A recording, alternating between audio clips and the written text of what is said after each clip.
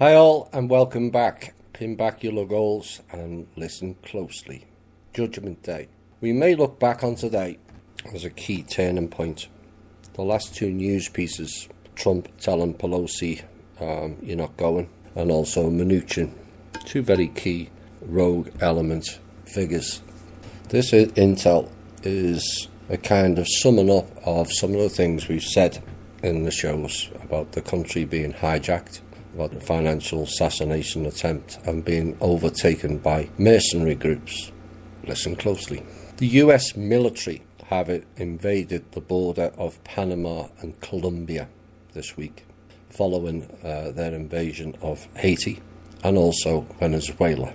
And this is now in an attempt to blockade all oil deliveries into various countries, including America. Essentially, they are attempting to cut off all energy to countries to force them into staying in the old system, which on a broader picture has already failed. On a smaller picture is failing rapidly. We've mentioned in previous shows that the clowns are funneling stolen oil from Iraq and the Middle East into Venezuela with the help of FARC guerrillas operating from Venezuela, but also situated throughout Central America, and also migrant caravans. We have received reports coming from the ground in those countries that they are turning off the power to businesses and homes so that no reports come out, and they've also turned off all the oil pipelines to a trickle in those regions, including Mexico, to further close down those countries. Item 2. The President of Panama was forced to attend a meeting being held in Miami, Florida this week, and given threats and other instructions of what he has to do or comply with, or face all kinds of sanctions, threats and other attacks on his country. For those that don't know, Miami is the headquarters of the Blackwater Group. Yes, you, Mr. Eric Prince and his band of mercenary goons. Seems he's now back here after his failed attempt to hand the trust back over to the clowns and the Rothschilds. His further failed attempt to take over the military theatre of operations in Afghanistan, Iraq, Iran, Syria and Yemen.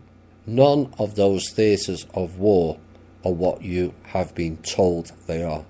None. Afghanistan was not because of bin Laden, but the fact that the Taliban group, who are a paid mercenary group of the cabal, ran by agencies within this country, went rogue on the cabal and closed down all the poppy field production in late 2001. America sent its sons and daughters to reopen those fields, and that was achieved within the first 3 months. And yet, according to the media, it took them 9 years to locate bin Laden. Funny that, isn't it? How they can open all the fields within 3 months and take 9 years to locate bin Laden. The greatest military in the world that is imbued with the most sophisticated spying and location technologies, according to the Portal people anyway, that they couldn't find one man who was a former CIA operative known as Tim Osman. And when you add in the fact of the spying program known as Five Eyes, actually it's 9 Eyes, that in and of itself is a national embarrassment which no one was brought to book for. 9 years our sons and daughters were kept there to find bin Laden with the most sophisticated technology in history. 9 years to find one man. But on one of their ritual sacrifice days, May the 1st, it's a sacrifice day, they allegedly captured him, killed him, and then transferred him to a warship, and his body was dumped into the sea before you could say autopsy. Is that the way things normally happen? Well, clearly not. So why don't so many people question that clearly bullshit narrative? The reality is bin Laden died in 2001, December, of kidney failure, with one of his handlers attending his deathbed. Yes, you, Donald Rumsfeld, all very pally as they were friends, all playing the same game, you see.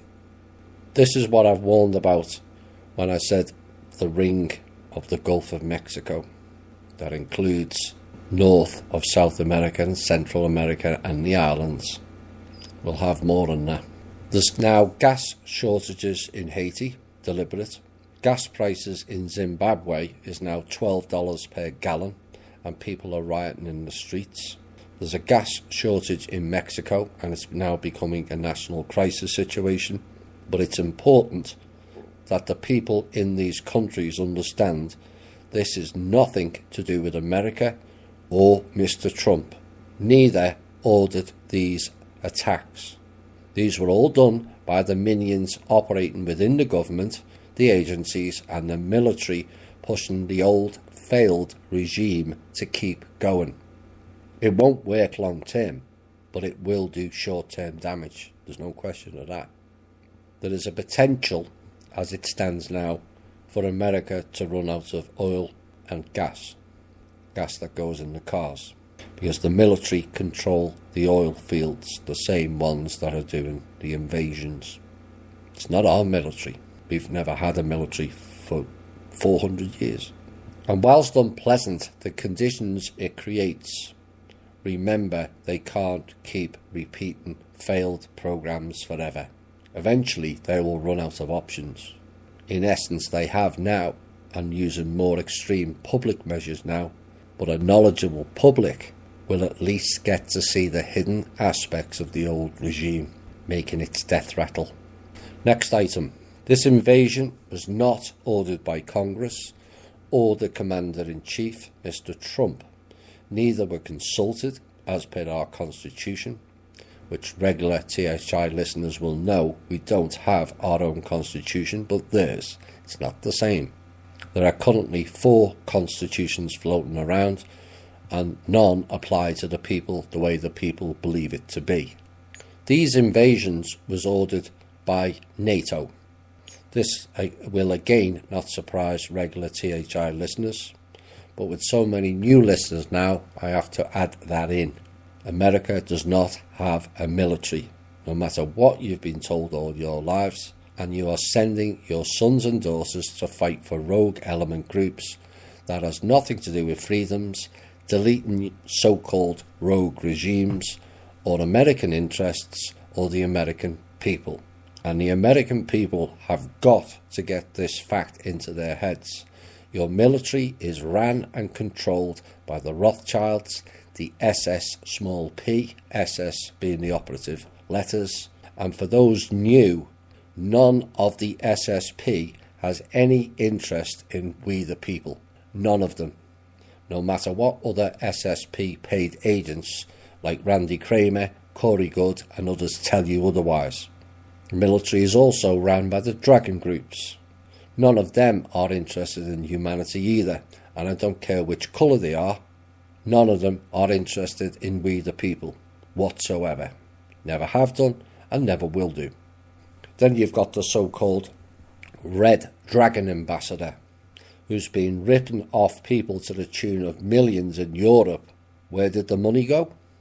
Hong Kong HSBC. Oh my. Surprise, surprise. The main money laundering bag for the cabal in the East. No ifs or buts on that fact. None. This is the same bank that tried to leverage cash out of all the American banks, digital or otherwise, oil and gold, etc., to pull more fake money out to keep operating their failed system. And whilst we're on the Red Dragon ambassador guy, for those of you that don't remember or are new, he did an interview in December 2016 with Cobra, where he stated, quote, "The top guy at the head of the dragon groups is a reptilian," unquote.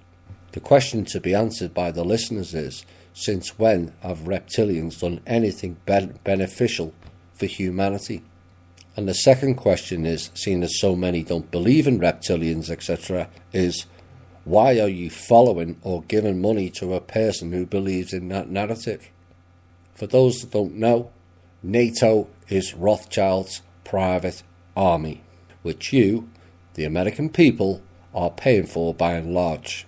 The same applies to the UN.